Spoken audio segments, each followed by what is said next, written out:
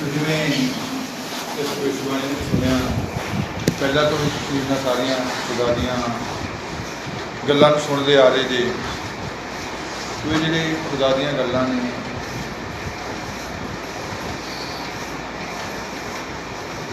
एक वचन जिहड़ा एक आयत जो असीं बाइबल दे विचों पढ़दे हां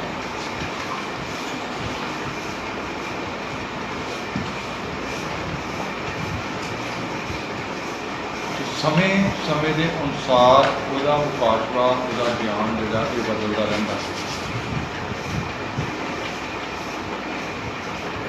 यही पवित्र शास्त्र अज तो 100 साल पहला सुनाने वाले जोड़े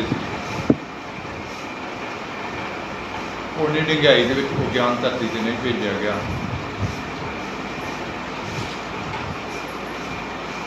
इसका मतलब कि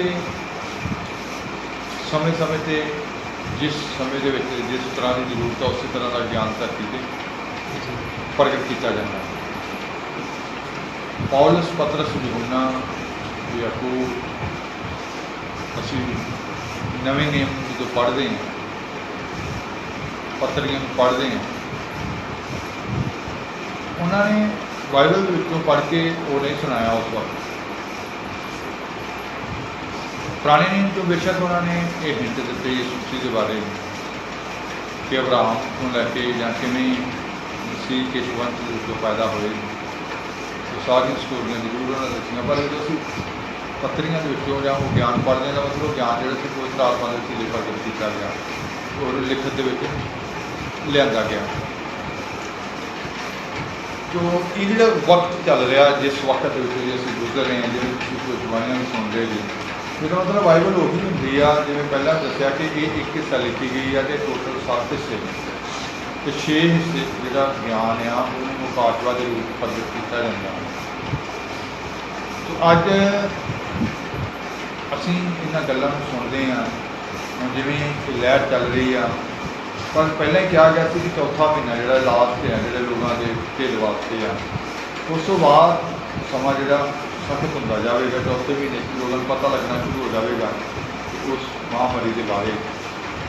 तो अज उन्होंने लोगों को एक होने की जरूरत है जिवें रात की ऑनलाइन भविष्यवाणी सुनी कि जोड़े खुदा की इच्छा के ने सेवक कि वो सारे एक किए जाएंगे।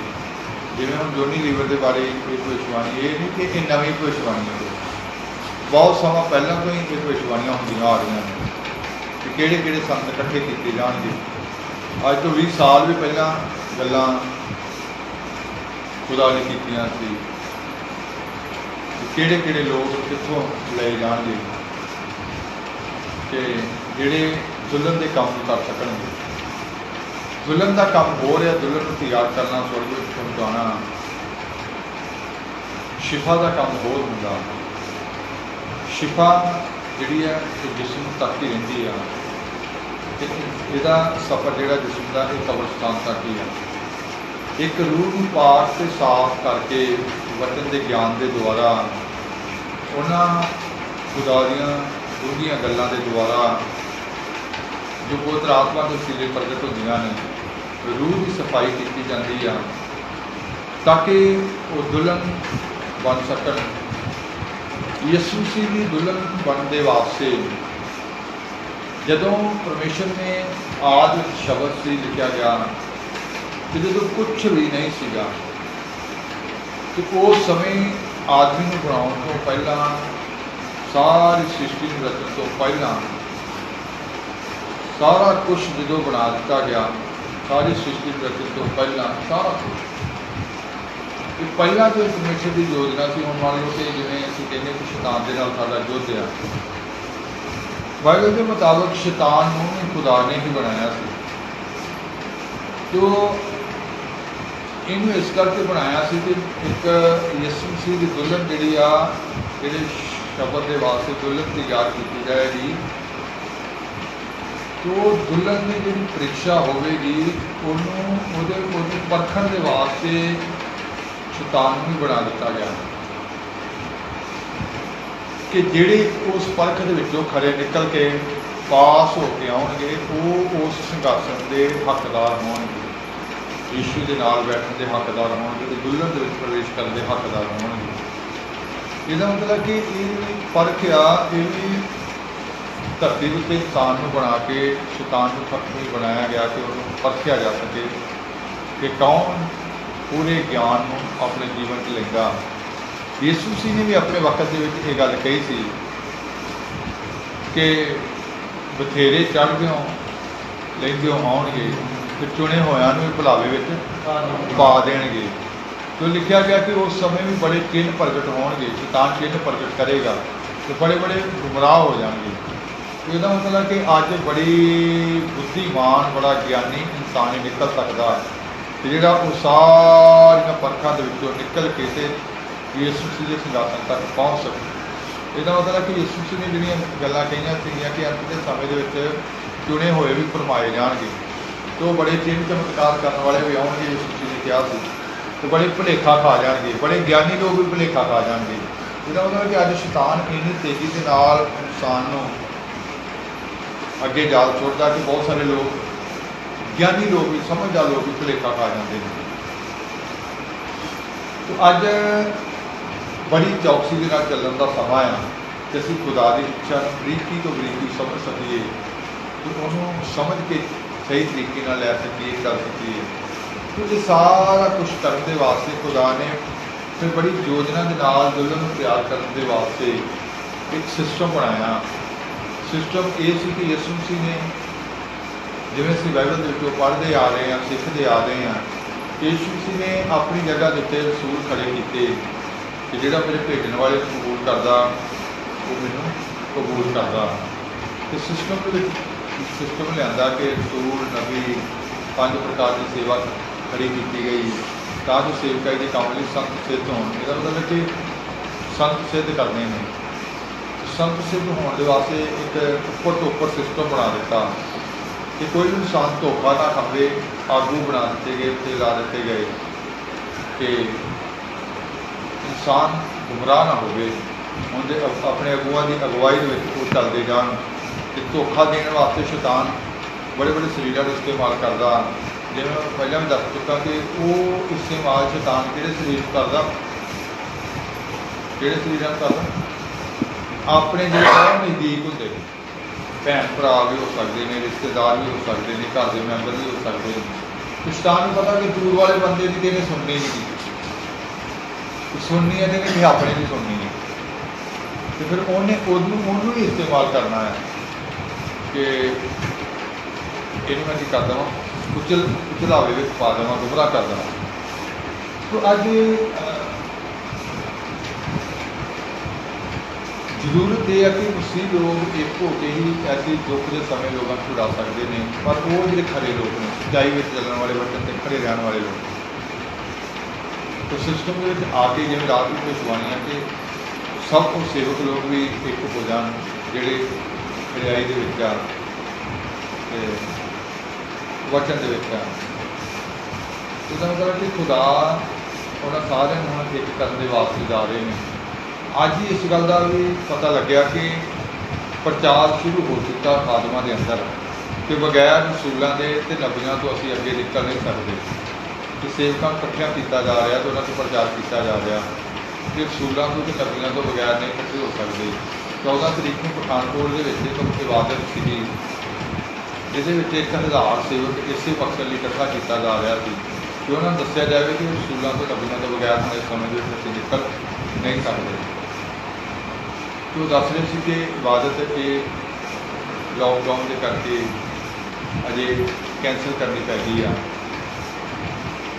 इसका इंतजाम पठानकोट के अंदर एक खादम ने IPS जैकब जॉन उन्होंने किया कि 1000 सेवक को मैं इकट्ठा कराँगा। तो यदा मतलब कि पवित्र आत्मा के वसीले ये सेवकों को प्रगट कर दिता गया है कि रसूल के नबियों का होना बहुत जरूरी है, जो अगे पार लंघना है। तो अज साडे जीवन के विच जिन्हां दे कोल ये ज्ञान ये समझ आ जाती है रसूल ते नबियों वाली तलीम, तो मुबारक ने जिन्होंने समझ में गल्लां आ जांदियां।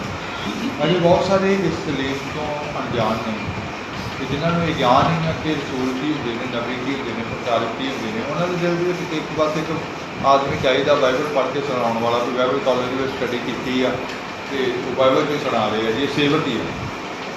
तो वो बहुत सारे लोगों को यही नहीं ज्ञान कि ये भी एक अहुदे होंगे ने, एक खुदा खड़े करते हैं, एक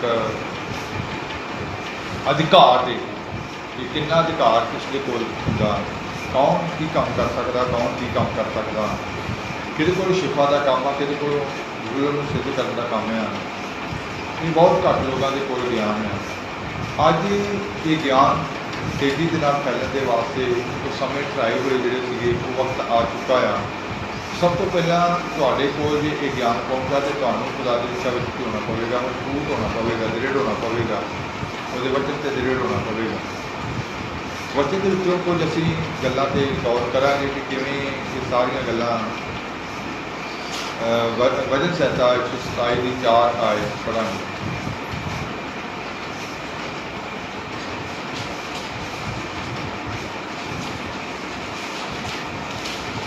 जैसे वीर के हाथ में तीर, वैसे ही जवानी के लड़के होते। जिवें सूरमे के हाथ में बाण, तिवें जवानी के पुत्र हैं। तो लिखा कि जिवें वीर के हाथ में तीर, जिवें सूरमे के हाथ में बाण, तिवें जवानी के पुत्र होंगे हैं। इसका मतलब है कि सर्वशक्तिमान परमेश्वर जवानी तो ही इंसान को महिमा के वास्ते इस्तेमाल करना चाहते हैं कि खुदा की महिमा को उन्होंने जवानों के वसीले प्रगट किया जाए। जिवें वीर के हाथ में तीर, सूरमे के हाथ में बाण, तिवें जवानी के पुत्र वो हाथ में। तो जवानी के पुत्र जो अपने आप को समर्पित कर देंगे, अपने आप को खुदा के हथों में दे देना कि वो सानू उस तेज की तरह इस्तेमाल करे, अपने आप को देना, वो हवाले कर देना। लेकिन अज बहुत सारे उसी लोगों को ये नहीं ज्ञान कि की देना चाहिए, की नहीं देना चाहिए। तो सब तो पहली गल ये आ कि जिवें सूरमे के हाथ में लिखा गया बाण, वीर के हाथ में बाण, तिवें की ने जवानी के पुत्र ने। तो जिवें मत्ती की इंजील के लिखा गया 3 बाब उसकी 8 आयत पढ़ांगे।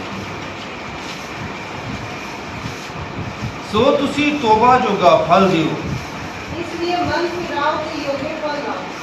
जो असीं मन फरा लेने हाँ तो लिखा गया तोबा के जोगा फल दिओ, मन फराउण जो मन फरा लिया तो फिर वो जोगा फल दिओ। दूजे शब्दों में असीं इहनूं ये कह सकते हाँ कि तोबा जोगा फल दिओ, जिवें यीशु मसीह ने कहा सी यूहन्ना दी इंजील 15 बाब उसकी 5, 7 ते 10 आयत पढ़ांगे। 5, 7 ते 10। मैं दाखलता हूँ, तुम डालियाँ हूँ, जो मुझ में बना रहता है और मैं उसमें, वह बहुत फल फलता है, क्योंकि मुझसे अलग होकर तुम कुछ भी नहीं कर सकते। यदि तुम मुझ में बने रहो और मेरा वचन तुम में बना रहे, तो जो चाहो मांगो वह तुम्हारे लिए हो जाएगा। यदि तुम मेरी आज्ञाओं को मानोगे तो मेरे प्रेम में बने रहोगे, जैसा कि मैंने अपने पिता की आज्ञाओं को माना है और उसके प्रेम में बना रहता है। अंगूर दी बेल मैं हाँ, तो यीशु मसीह ने कहा कि अंगूर की बेल मैं हाँ, तुसी टहनियां हो। तुसीं टहनियां जी। जो मेरे विच रहिंदा है अते मैं उस विच सोई बहुता फल दिंदा है। इत्थे लिखा गया कि तुसीं तोबा जोगा फल दिओ, जो मेरे विच रहिंदा वा तो मैं उस विच ते सोई बहुता फल दिंदा है। तो फल देण का मतलब दूजे शब्दां में असीं कह सकते हैं कि ਉਹਦੇ ਵਿੱਚ बने रहण, वचन दे विच बने रहण। हाँ जी, क्यों जो मेथों वक्री हो के तुसी कुछ नहीं कर इथों सकते। ਵੱਖਰੇ ਹੋ ਕੇ ਤੁਸੀਂ ਕੁਝ ਵੀ ਕਰ ਨਹੀਂ ਸਕਦੇ। ਫਲ ਦੇਣਾ ਵਾ ਤੇ ਫਿਰ ਪਹਿਲਾਂ ਉਹਦੇ ਵਿੱਚ ਬਣੇ ਰਹਿਣਾ, ਵਚਨ ਦੇ ਵਿੱਚ ਰਹਿਣਾ। हाँ जी, ਜੇ ਤੁਸੀਂ ਮੇਰੇ ਵਿੱਚ ਰਹੋ ਅਤੇ ਮੇਰੀਆਂ ਗੱਲਾਂ ਤੁਹਾਡੇ ਵਿੱਚ ਰਹਿਣ ਤਾਂ ਜੋ ਚਾਹੋ ਮੰਗੋ ਉਹ ਤੁਹਾਡੇ ਲਈ ਹੋ ਜੇ ਜਾਵੇਗਾ। ਤੁਸੀਂ ਮੇਰੇ ਵਿੱਚ ਰਹੋ ਤੇ ਮੇਰੀਆਂ ਗੱਲਾਂ ਤੁਹਾਡੇ ਵਿੱਚ ਰਹਿਣ ਤੇ ਜੋ ਕੁਝ ਮੰਗੋ ਤੁਹਾਡੇ ਲਈ ਹੋ ਜਾਵੇਗਾ। हाँ जी, ਜੇਕਰ ਤੁਸੀਂ ਮੇਰੇ ਹੁਕਮਾਂ ਦੀ ਪਾਲਣਾ ਕਰੋਗੇ ਤਾਂ ਮੇਰੇ ਪ੍ਰੇਮ ਵਿੱਚ ਰਹੋਗੇ, ਜਿਵੇਂ ਮੈਂ ਆਪਣੇ ਪਿਤਾ ਦੇ ਹੁਕਮਾਂ ਜੇ ਦੀ ਤੁਸੀਂ ਪਾਲਣਾ ਮੇਰੇ ਕੀਤੀ ਹੈ। ਹੁਕਮ ਵਿੱਚ ਰਹੋਗੇ ਤੇ ਮੇਰੇ ਪ੍ਰੇਮ ਵਿੱਚ ਰਹੋਗੇ, ਜਿਵੇਂ ਮੈਂ ਆਪਣੇ ਪਿਤਾ ਦੇ ਹੁਕਮਾਂ ਦੀ ਪਾਲਣਾ ਕੀਤੀ ਹੈ ਤੇ ਉਹਦੇ ਪ੍ਰੇਮ ਵਿੱਚ ਰਹਿੰਦਾ ਰਹਿੰਦਾ। ਇਹਦਾ ਮਤਲਬ ਕਿ ਪਰਮੇਸ਼ਰ ਦੇ ਪ੍ਰੇਮ ਵਿੱਚ ਯਿਸੂ ਸੀ ਇਸ ਕਰਕੇ ਸੀਗੇ ਕਿ ਉਹਨੇ ਹੁਕਮਾਂ ਦੀ ਕੀ ਕੀਤੀ ਪਾਲਣਾ। ਤੇ ਜੇ ਅਸੀਂ ਹੁਕਮ ਦੀ ਪਾਲਣਾ ਕਰਾਂਗੇ ਤਾਂ ਫਿਰ ਅਸੀਂ ਉਹਦੇ ਪ੍ਰੇਮ ਦੇ ਵਿੱਚ ਰਹਿ ਸਕਦੇ ਹਾਂ। ਤੇ ਜੇ ਹੁਕਮ ਦੇ ਵਿੱਚ ਹੀ ਨਹੀਂ ਆ ਤਾਂ ਸਭ ਤੋਂ ਪਹਿਲਾਂ ਜ਼ਰੂਰੀ ਆ ਹੁਕਮ ਦੇ ਵਿੱਚ ਹੋਵੇ ਇਨਸਾਨ। ਤੇ ਹੁਕਮ ਦੇ ਵਿੱਚ ਹੋਣ ਵਾਸਤੇ ਪਹਿਲਾਂ ਯਿਸੂ ਮਸੀਹ ਨੇ ਦਿੱਤੇ ਨੇ ਆਦਮ। ਹੁਕਮ ਦੇ ਵਿੱਚ ਆਤਮਾ ਦੇ ਹੁਕਮ ਦੇ ਵਿੱਚ ਲਾਇਆ ਜਾਂਦਾ। ਤੇ ਪੌਲਸ ਨੂੰ ਕਿਹਾ ਗਿਆ ਕਿ ਹੁਕਮ ਦੇ ਵਿੱਚ ਜਦੋਂ ਇਨਸਾਨ ਹੁੰਦਾ, ਵਚਨ ਦੇ ਵਿੱਚ ਜਿਹੜਾ ਇਨਸਾਨ ਹੁੰਦਾ, ਉਹੀ ਜਿਵੇਂ ਯਿਸੂ ਨੇ ਕਿਹਾ ਕਿ ਤੁਸੀਂ ਮੇਰੇ ਵਿੱਚ ਰਹੋ ਤੇ ਬਹੁਤਾ ਫਲ ਦਿਓਗੇ, ਮੇਰੇ ਤੋਂ ਵੱਖਰੇ ਹੋ ਕੇ ਕੁਝ ਨਹੀਂ ਕਰ ਸਕਦੇ। ਤੇ ਹੁਕਮ ਦੇ ਵਿੱਚ ਆਉਣਾ, ਵਚਨ ਦੇ ਵਿੱਚ ਆਉਣਾ, ਫਲ ਤੋਬਾ ਜੋਗਾ ਫਲ ਦੇਣਾ ਵਾਸਤੇ ਫਿਰ ਸਾਨੂੰ ਉਹਦੇ ਵਿੱਚ ਹੋਣਾ ਬਹੁਤ ਜ਼ਰੂਰੀ ਹੈ, ਵਚਨ ਦੇ ਵਿੱਚ ਹੋਣਾ ਬਹੁਤ ਜ਼ਰੂਰੀ ਹੈ। ਜਿਵੇਂ ਯਹੂਨਾ ਨੇ ਵੀ ਇਹਦੇ ਬਾਰੇ ਕਿਹਾ ਪਹਿਲਾਂ ਯਹੂਨਾ 2:14 ਵਿੱਚ ਕਿ ਜਦੋਂ ਵਚਨ ਜਿਨ੍ਹਾਂ ਦੇ ਅੰਦਰ ਆ ਜਾਂਦਾ ਆ, ਜਿਨ੍ਹਾਂ ਦੇ ਅੰਦਰ वचन ਹੁੰਦਾ आ। हाँ जी पढ़ाएंगे। हे मित्रों, मैंने तुम्हें इसलिए लिखा है कि जो आदि से है तुम उसे जान गए हो। हे जवानों, मैंने तुम्हें इसलिए लिखा है कि तुम बलवंत हो और परमेश्वर का वचन तुम में बना रहता है और तुमने उस दृष्टि पर जय पाई। हे पिताओ, मैं ਤੁਹਾਨੂੰ ਲਿਖਿਆ ਇਸ ਲਈ ਜੋ ਤੁਸੀਂ ਉਹਨੂੰ ਜਾਣਦੇ ਹੋ ਜਿਹੜਾ ਆਦ ਤੋਂ ਹੈ। हे ਜਵਾਨੋ, ਮੈਂ ਤੁਹਾਨੂੰ ਲਿਖਿਆ ਇਸ ਲਈ ਜੋ ਤੁਸੀਂ ਬਲਵੰਤ ਹੋ ਅਤੇ ਇਹ ਜਵਾਨੋ ਮੈਂ ਤੁਹਾਨੂੰ ਲਿਖਿਆ ਇਸ ਲਈ ਤੁਸੀਂ ਬਲਵੰਤ ਜੀ, ਤਾਕਤ ਵਾਲੇ ਜੀ। ਇਹਦਾ ਮਤਲਬ ਕਿ ਵਚਨ ਕਹਿੰਦਾ ਕਿ ਤੁਹਾਡੇ ਅੰਦਰ ਕੀ ਰਹਿੰਦਾ ਹੈ, ਵਚਨ ਰਹਿੰਦਾ ਹੈ। ਹਾਂਜੀ ਪੂਰਾ ਕਰਨਾ। हे ਜਵਾਨੋ, ਮੈਂ ਤੁਹਾਨੂੰ ਲਿਖਿਆ ਇਸ ਲਈ ਜੋ ਤੁਸੀਂ ਬਲਵੰਤ ਹੋ ਅਤੇ ਪਰਮੇਸ਼ਰ ਦਾ ਵਚਨ ਤੁਹਾਡੇ ਵਿੱਚ ਰਹਿੰਦਾ ਹੈ ਅਤੇ ਤੁਸੀਂ ਉਸ ਦੁਸ਼ਟ ਨੂੰ ਪਰਮੇਸ਼ਰ ਦਾ ਜਿੱਤ ਲਿਆ। ਵਚਨ ਤੁਹਾਡੇ ਵਿੱਚ ਰਹਿੰਦਾ, ਉਹ ਤੁਸੀਂ ਆਪਣੇ ਦੁਸ਼ਟ ਨੂੰ ਕਰ ਲਿਆ ਹੈ, ਜਿੱਤ ਲਿਆ। ਇਹਦਾ ਮਤਲਬ ਕਿ ਵਚਨ ਅੰਦਰ ਉਦੋਂ ਰਵੇਗਾ ਦੁਸ਼ਟ ਨੂੰ ਹਰਾ ਕੇ, ਤੇ ਦੁਸ਼ਟ ਨੂੰ ਜਿੱਤ ਲਿਆ ਹੈ। ਕਹਿੰਦਾ ਤੁਸੀਂ ਬਲਵੰਤ ਜੇ, ਤਾਕਤ ਵਾਲੇ ਜੇ। ਵਚਨ ਦੇ ਵਸੀਲੇ ਹੀ ਉਹਨਾਂ ਨੇ ਤਾਕਤ ਪ੍ਰਾਪਤ ਕੀਤੀ ਆ ਕਿ ਉਹ ਦੁਸ਼ਟ ਨੂੰ ਜਿੱਤਣ ਦੇ ਵਾਸਤੇ। ਜਿਹਨਾਂ ਦੇ ਬਹੁਤ ਲੋਕੀ ਵਚਨ ਨੂੰ ਗਹਿਰਾਈ ਦੇ ਨਾਲ ਨਹੀਂ ਸੁਣਦੇ, ਵਚਨ ਤੋਂ ਬਗੈਰ ਤਾਕਤ ਨਹੀਂ ਆਉਂਦੀ। ਤੇ ਯਿਸੂ ਮਸੀਹ ਨੇ ਵੀ ਇਸੇ ਕਰਕੇ ਕਿਹਾ ਜੇ ਤੁਸੀਂ ਮੇਰੇ ਵਿੱਚ ਰਹੋਗੇ ਤਾਂ ਮੇਰੀਆਂ ਗੱਲਾਂ ਤੁਹਾਡੇ ਵਿੱਚ ਰਹਿਣ। ਤੇ ਇਹਦਾ ਮਤਲਬ ਕਿ ਵਚਨ ਜਿਹੜਾ ਉਹ ਤਾਕਤ ਦਿੰਦਾ ਇਨਸਾਨ ਨੂੰ। ਤੇ ਜੇ ਤਾਕਤ ਨਹੀਂ, ਇਸ ਸਰਦੀ ਦੇ ਮੌਸਮ ਵਿੱਚ ਘਰ ਦੇ ਵਿੱਚ ਇੱਕ ਸੰਤਰੇ ਦਾ ਪੇੜ ਸੀਗਾ, ਉਹਦੀਆਂ ਟਹਿਣੀਆਂ ਸੁੱਕਣੀਆਂ ਸ਼ੁਰੂ ਹੋ ਗਈਆਂ ਤੇ ਫਲ ਵੀ ਇਸ ਸਾਲ ਕਮਜ਼ੋਰ ਸੀਗਾ ਉਹਦਾ। ਤੇ ਜਦੋਂ ਪਤਾ ਕੀਤਾ ਤੇ ਉਹਨਾਂ ਨੇ ਕਿਹਾ ਕਿ ਇਹ ਜ਼ਮੀਨ ਦੇ ਅੰਦਰੋਂ ਉਹ ਤਾਕਤ ਜਿਹੜੀ ਉਹ ਘੱਟ ਗਈ ਆ, ਤੇ ਇਹ ਖਾਦ ਜਿਹੜੀ ਆ ਇਹ ਪਾਉਣੀ ਪਏਗੀ ਤੇ ਪੌਦੇ ਦੇ ਅੰਦਰ ਫੇਰ ਤਾਕਤ ਆਏਗੀ। ਇਕੱਲੇ ਪਾਣੀ ਨਾਲ ਤਾਕਤ ਇਹਨੂੰ ਮਿਲ ਨਹੀਂ ਸਕਦੀ। ਇਹਦਾ ਮਤਲਬ ਕਿ ਜਿਵੇਂ ਇੱਕ ਪੌਦਾ ਵੀ ਇਸ ਧਰਤੀ ਦੇ ਉੱਤੇ ਅਸੀਂ ਦੇਖਦੇ ਹਾਂ, ਉਹ ਵੀ ਤਾਕਤ ਤੋਂ ਬਗੈਰ ਫਲ ਨਹੀਂ ਦੇ ਸਕਦਾ। ਸਾਡੇ ਅੰਦਰ ਵੀ ਜਿੰਨਾ ਚਿਰ ਵਚਨ ਦੀ ਤਾਕਤ ਨਹੀਂ ਹੋਵੇਗੀ ਅਸੀਂ ਫਲ ਨਹੀਂ ਦੇ ਸਕਦੇ। ਯਿਸੂ ਮਸੀਹ ਨੇ ਕਿਹਾ ਸੀ ਤੁਸੀਂ ਤੋਬਾ ਜੋਗਾ ਕੀ ਦਿਓ, ਫਲ ਦਿਓ। ਯਹੂਨਾ ਨੇ ਕਿਹਾ ਤੁਸੀਂ ਤੋਬਾ ਜੋਗਾ ਕੀ ਦਿਓ, ਫਲ ਦਿਓ।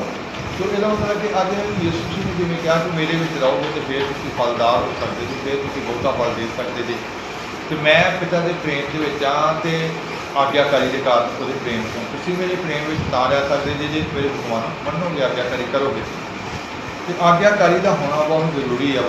ਅੱਜ ਆਗਿਆਕਾਰੀ ਜਿਹੜੀ ਵਚਨ ਦੇ ਵਿੱਚ ਲੈ ਕੇ ਆਉਂਦੀ ਆ ਤੇ ਵਚਨ ਤਾਕਤ ਦਿੰਦਾ ਆ, ਤੇ ਫਿਰ ਉਹਦੇ ਜੀਵਨ ਤੋਂ ਫਲ ਨਜ਼ਰ ਆਉਂਦਾ ਆ।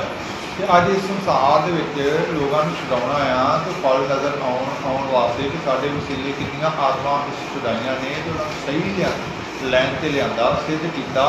ਇਹ ਬਗੈਰ ਵਚਨ ਤੋਂ ਅਸੀਂ ਫਲ ਨਹੀਂ ਦੇ ਸਕਦੇ, ਤੇ ਵਚਨ ਦੇ ਨਾਲ ਹੀ ਅਸੀਂ ਉਹ ਫਲ ਪੈਦਾ ਕਰ ਸਕਦੇ ਹਾਂ।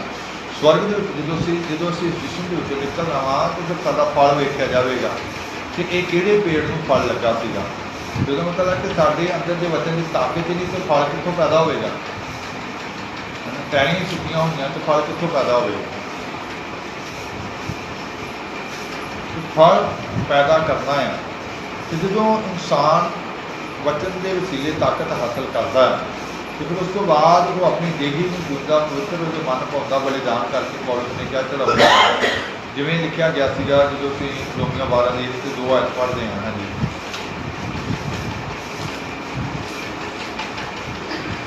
इसलिए हे भाइयों, भाइयों, मैं तुमसे परमेश्वर की दया स्मरण दिलाकर विनती करता हूँ कि अपने शरीरों को जीवित और पवित्र और परमेश्वर को तो ਇਹਦਾ ਮਤਲਬ ਕਿ ਅਸੀਂ ਆਪਣੇ ਆਪ ਨੂੰ ਦੇਣਾ ਵਾ, ਤੋਬਾ ਜੋਗਾ ਫਲ ਦੇਣਾ ਵਾ, ਤੇ ਫਿਰ ਉਹਦੇ ਵਿੱਚ ਰਹਿ ਕੇ ਆਪਣੀ ਦੇਹ ਨੂੰ ਜਿਉਂਦਾ ਪਵਿੱਤਰ ਤੇ ਉਹ ਮਨ ਭਾਉਂਦਾ ਬਲੀਦਾਨ ਕਰਕੇ ਚੜਾਉਣਾ ਹੈ।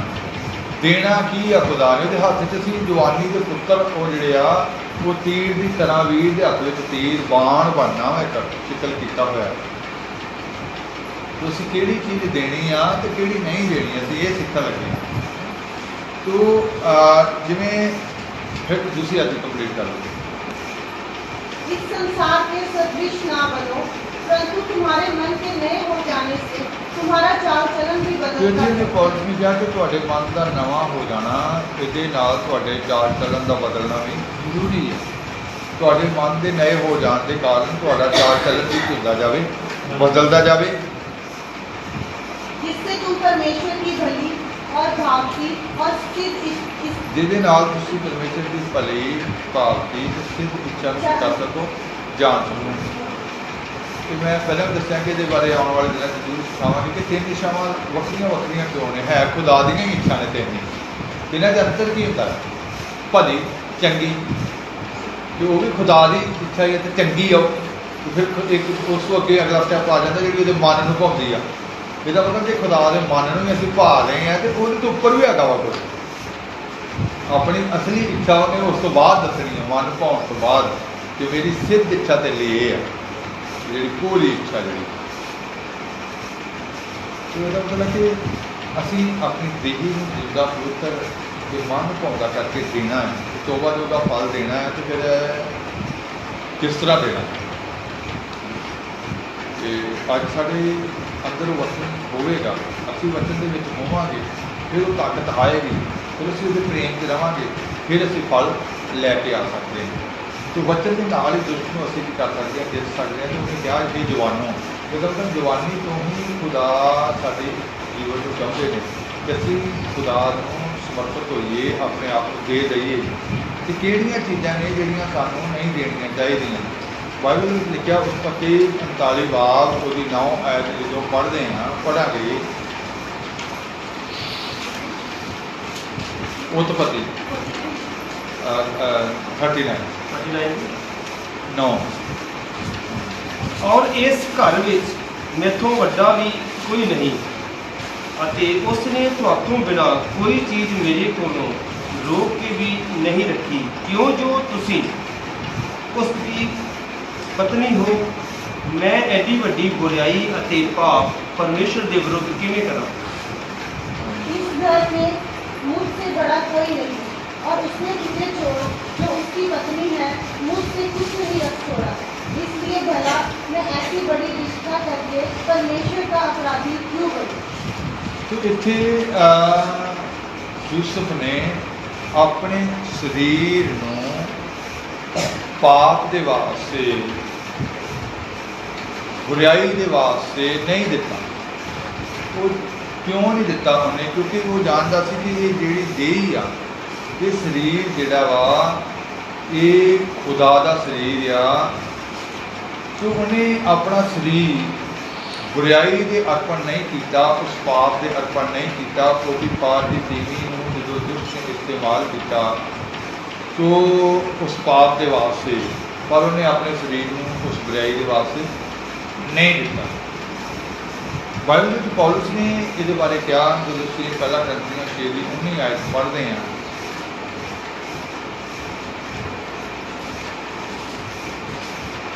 ਅਥਵਾ ਕੀ ਤੁਸੀਂ ਇਹ ਨਹੀਂ ਜਾਣਦੇ ਭਾਈ, ਤੁਹਾਡੀ ਦੇਹੀ ਤੁਹਾਡੇ ਅੰਦਰ ਪਵਿੱਤਰ ਆਤਮਾ ਦੀ ਹੈਕਲ ਹੈ, ਜਿਹੜੀ ਤੁਹਾਨੂੰ ਪਰਮੇਸ਼ਰ ਦੇ ਵੱਲੋਂ ਮਿਲੀ ਹੈ, ਅਤੇ ਤੁਸੀਂ ਆਪਣੇ ਆਪ ਦੇ ਨਹੀਂ ਹੋ। ਪਹਿਲਾਂ ਰੋਮੀਆਂ 6 ਬਾਬ 19 ਆਇਤ ਪੜ੍ਹਾਂਗੇ। ਰੋਮੀਆਂ 6 ਬਾਬ।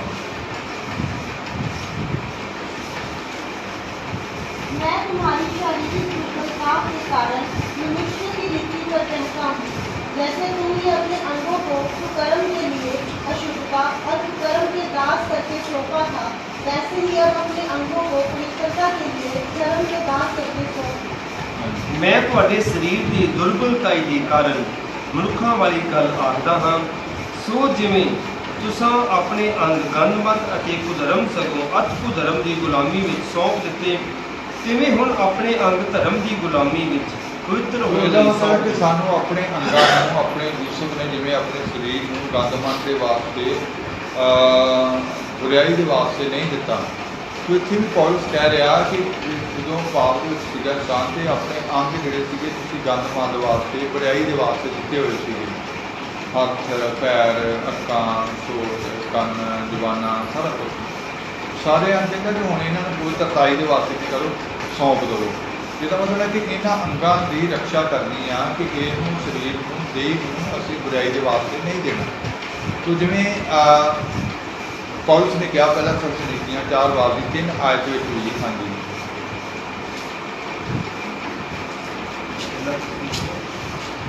ਪਹਿਲਾਂ ਥੈਸਲਨੀਕੀਆਂ 4 ਦੀ 3 ਪਰਮੇਸ਼ਵਰ ਦੀ ਇੱਛਾ ਤੁਹਾਡੀ ਪਵਿੱਤਰਤਾਈ ਦੀ ਹੈ, ਭਾਈ ਤੁਸੀਂ ਹਰਾਮਕਾਰੀ ਤੋਂ ਬਚੇ ਰਹੋ।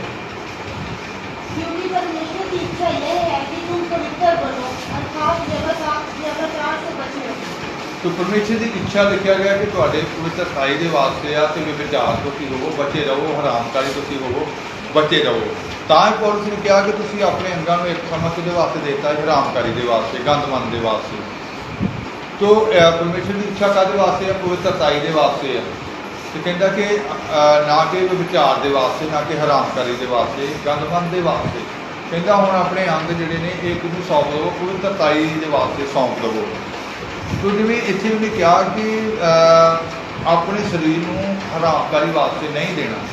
ਤੋ ਜਿਵੇਂ ਯੂਸਫ ਨੇ ਆਪਣਾ ਸਰੀਰ ਜਿਹੜਾ ਸੀ ਹਰਾਮਕਾਰੀ ਵਾਸਤੇ ਨਹੀਂ ਦਿੱਤਾ, ਉਸ ਬੁਰਾਈ ਦੇ ਵਾਸਤੇ ਨਹੀਂ ਦਿੱਤਾ, ਵਿਚਾਰ ਦੇ ਵਾਸਤੇ ਨਹੀਂ ਦਿੱਤਾ।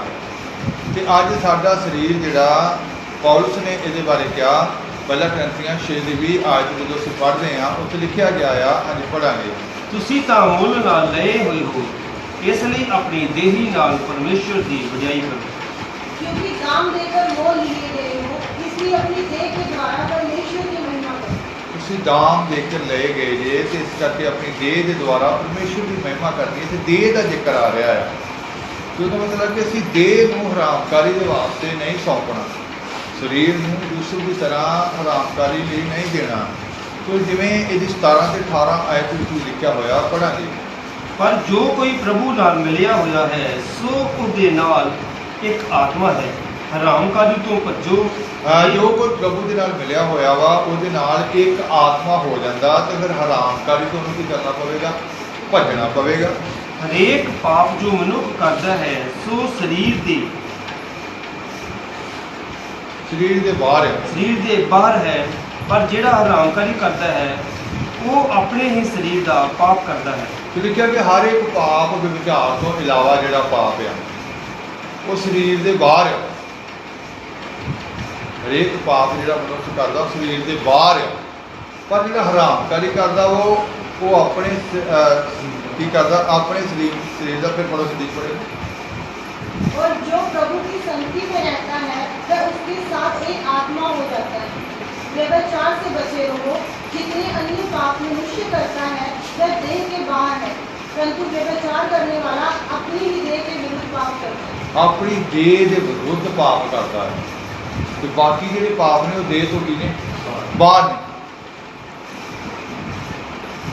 ਸੋ ਇਹਦਾ ਮਤਲਬ ਕਿ ਉਹ ਦੇਹ ਤੋਂ ਬਾਹਰ ਗਿਣੇ ਗਏ ਨੇ ਬਾਕੀ ਪਾਪ। ਪਰ ਹਰਾਮਕਾਰੀ ਦਾ ਪਾਪ, ਵਿਚਾਰ ਦਾ ਪਾਪ ਆਪਣੀ ਦੇਹ ਦੇ ਵਾਸਤੇ ਗਿਣਿਆ ਗਿਆ ਹੈ।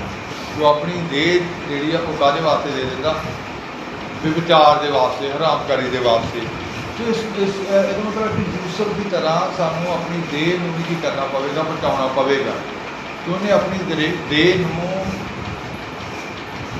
ਵਿਚਾਰ ਦੇ ਵਾਸਤੇ, ਹਰਾਮਕਾਰੀ ਵਾਸਤੇ ਨਹੀਂ ਦਿੱਤਾ। तो ਅਸੀਂ ਕੀ ਦੇਣਾ ਵਾ ਤੇ ਕੀ ਨਹੀਂ ਦੇਣਾ। ਸਭ ਤੋਂ ਪਹਿਲਾਂ ਤੇ ਇਹ ਆ ਕਿ ਅਸੀਂ ਪਰਮੇਸ਼ਰ ਦੇ ਹੱਥ ਵਿੱਚ ਜਾਣਾ ਵਾ, ਜਵਾਨੀ ਦੇ ਪੁੱਤਰ ਬਣਨਾ ਵਾ, ਤੇ ਉਹ ਤੀਰ ਬਣਨਾ ਹੈ ਕਿ ਇਸ ਸੰਸਾਰ ਦੇ ਲੋਕਾਂ ਦੇ ਵਿੱਚ ਇਹਨੂੰ ਛੁਡਾ ਸਕੀਏ ਲੋਕਾਂ ਨੂੰ। ਇਸ ਕਰਕੇ ਪਰਮੇਸ਼ਰ ਦੀ ਜਿਹੜੀ ਯੋਜਨਾ ਆ ਉਹ ਸਾਡੀ ਪਵਿੱਤਰਤਾਈ ਦੀ ਯੋਜਨਾ ਆ, ਜੋ ਹਰਾਮਕਾਰੀ ਦੇ ਬਾਰੇ ਨਹੀਂ ਆ। ਤੋ ਜਿਵੇਂ ਇੱਕ ਹੋਰ ਇਨਸਾਨ ਦੇ ਬਾਰੇ ਅਸੀਂ ਪੜ੍ਹਦੇ ਹਾਂ, ਦਾਨੀਏਲ ਦੇ ਬਾਰੇ ਪੜ੍ਹਦੇ ਹਾਂ। ਜਦੋਂ ਅਸੀਂ ਦਾਨੀਏਲ ਇੱਕ ਬਾਬ ਉਹਦੀ 8 ਆਇਤ ਨੂੰ ਪੜ੍ਹਦੇ ਹਾਂ। ਪਰ ਦਾਨੀਏਲ ਨੇ ਆਪਣੇ ਦਿਲ ਵਿੱਚ ਮਨਸ਼ਾ ਬੰਨੀ ਭਾਈ ਆਪਣੇ ਤਾਈ ਰਾਜੇ ਦੇ ਸਵਾਦਲੇ ਭੋਜਨ ਨਾਲ ਅਤੇ ਉਹਦੀ ਸ਼ਰਾਬ ਨਾਲ ਜਿਹੜੀ ਉਹ ਪੀਂਦਾ ਸੀ ਨਾਪਾਕ ਨਾ ਕਰੇ। ਇਸ ਕਰਕੇ ਉਸਨੇ ਖੁਸਰਿਆਂ ਦੇ ਸਰਦਾਰ ਦੇ ਅੱਗੇ ਬੇਨਤੀ ਕੀਤੀ ਭਾਈ ਉਹ ਆਪਣੇ ਆਪ ਨੂੰ ਨਾਪਾਕ ਕਰਨ ਤੋਂ ਮੁਆਫ ਕੀਤਾ ਜਾਵੇ। परंतु दानियल ने अपने मन में ठान लिया तो दानियल ने ये गल ठान ली सी कि कुछ लोग खाण पीण पिछे भी की हो जाते हैं, भ्रिष्ट हो जाते हैं। बड़े लोग ने इदा के बड़े ईमानदार भी बड़े कह देंगे ने कि इन्ने साल बने रहे जी, वो फिर शादी से गए तो फिर रिश्तेदारों ने जोर ला दिता तो वो गलती हो गई है। ਇਹਦਾ ਮਤਲਬ ਹੈ ਕਿ ਕੋਈ ਖਾਣ ਵਾਲੀ ਵਸਤੂ ਵੀ ਸਾਨੂੰ ਕੋ ਚਲਾਵੇ ਤੇ ਨਾ ਪਾਵੇ, ਇਹ ਵੀ ਸਾਡੇ ਕੋਲ ਉਹਨੇ ਆਪਣੀ ਦੇਹ ਨੂੰ ਖਾਣ ਪੀਣ ਦੇ ਹਵਾਲੇ ਨਹੀਂ ਕੀਤਾ। ਪੜ੍ਹੋ परंतु दानियल ने अपने मन में ठान लिया कि वह राजा का भोजन खाकर और उसके पीने का दाख मधु पीकर अपवित्र ना हो। कि राजे का भोजन खा के ते शराब पी के अपने आप को अपवित्र नहीं करेगा। वो जानता सी कि ये भोजन उन्हें अपवित्र कर देगा। कुछ भोजन ऐसे होंगे ने जिहड़े सानूं अशुद्ध कर देंगे ने, सानूं इन्हां तों भी करना पैंदा, बचना पैंदा है। ते इहदे वास्ते भी अपनी देह नूं वस विच लियाउणा, जिवें पौलुस ने कहा कि मैं अपनी देह नूं मारदा पुत दा ते वस विच लियाउणा। कुछ ऐसियां वस्तुआं हुंदियां ने वो वेखण नूं खाण नूं सोहणीआं लगदियां ने, मन भाउंदियां लगदियां ने। हो सकदा तुहाडे मन भाउंदा ही वो खाना होवे, पर वो हो सकदा तुहाडे लाभ ਲਈ ना होवे, खुदा की इच्छा ना हो। जिवें दानियल ने फिर अपनी देह नूं अपवित्र होने वास्ते उन्हां खाण पीण वालीआं वस्तुआं दे हवाले भी नहीं किया। तो सानूं इन्हां चीज़ां तो भी अपने आप को चलाना पैंदा, बचा के रखना पैंदा आ। ते अपनी देह नूं इन्हां वास्ते भी नहीं देना चाहिए। देह देनी आ तो फल लियाउण वास्ते देनी आ कि ये फल लैके आवे। ते फल तुसीं सिੱਖਿਆ कि वचन के द्वारा वचन दे विच रह के और असीं फलदार हो सकते। वो सानूं ताकत दिंदा है, वो सानूं बलवंत बनाउंदा ते शैतान दे उत्ते फतह वाला बनाउंदा है।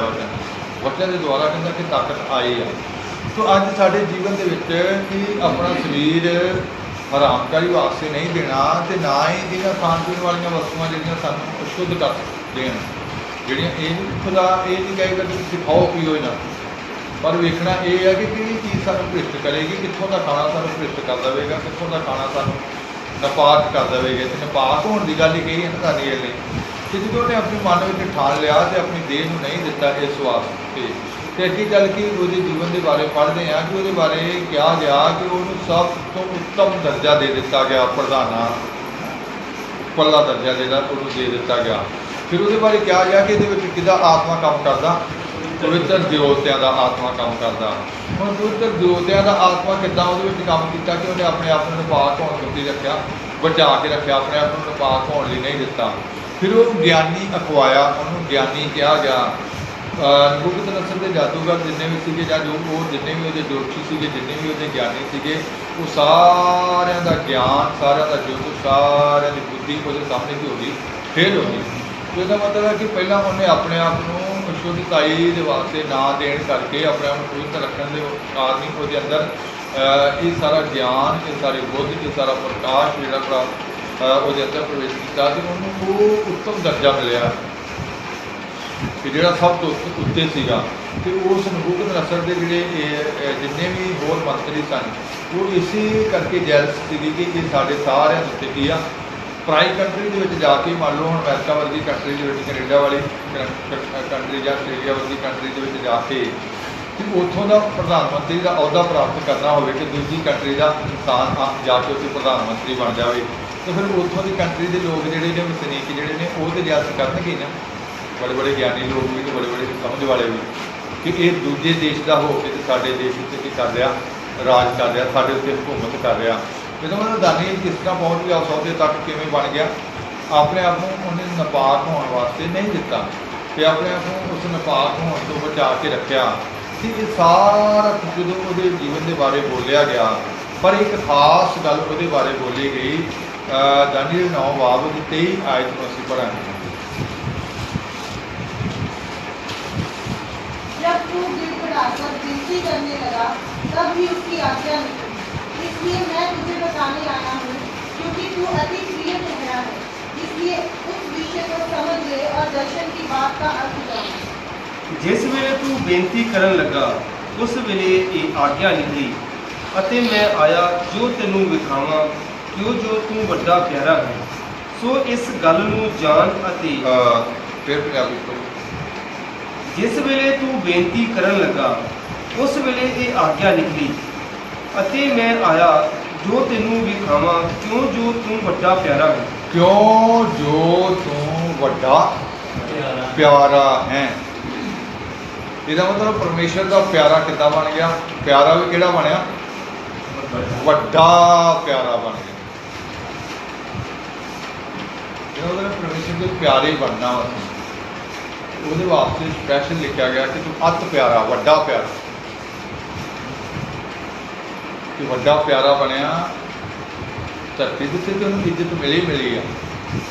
ਉਹ ਸਭ ਤੋਂ ਉੱਪਰ ਪਹੁੰਚ ਗਿਆ ਤੇ ਗਿਆਨ ਦੇ ਵਿੱਚ, ਪ੍ਰਕਾਸ਼ ਦੇ ਵਿੱਚ, ਸਾਰੀਆਂ ਗੱਲਾਂ ਦੇ ਵਿੱਚ। ਫਿਰ ਉਹਦੇ ਬਾਰੇ ਉੱਥੋਂ ਦੇ ਲੋਕਾਂ ਨੇ ਗਵਾਹੀ ਦਿੱਤੀ ਕਿ ਉਹਦੇ ਅੰਦਰ ਕੀ ਹੈ। ਰਾਜੇ ਨੇ ਵੀ ਗਵਾਹੀ ਦਿੱਤੀ ਕਿ ਇਹਦੇ ਅੰਦਰ ਕਿਹਦਾ ਆਤਮਾ ਕੰਮ ਕਰਦਾ, ਉਹ ਇੱਥੇ ਦਿਓਤਿਆਂ ਦਾ ਆਤਮਾ ਕੰਮ ਕਰਦਾ। ਪਰ ਖੁਦਾ ਦਾ ਫਰਿਸ਼ਤਾ ਜਬਰਾਇਲ ਵੀ ਉਹਨੂੰ ਕਹਿ ਰਿਹਾ ਕਿ ਤੂੰ ਪਰਮੇਸ਼ਰ ਦਾ ਕੀ ਬਣ ਗਿਆ? ਵੱਡਾ ਪਿਆਰਾ ਬਣ ਗਿਆ ਹੈ।